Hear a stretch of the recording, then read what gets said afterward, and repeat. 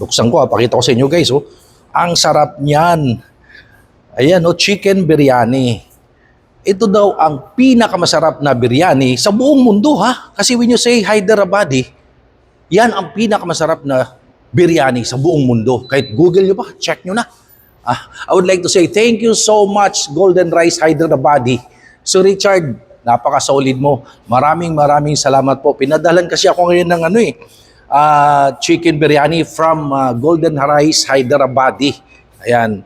Ito meron sila kasing family meal, meron silang solo meal, may pangbarkada meal, group meal, lahat na ng meal. Pero I highly recommend ang Golden Rice Hyderabadi biryani.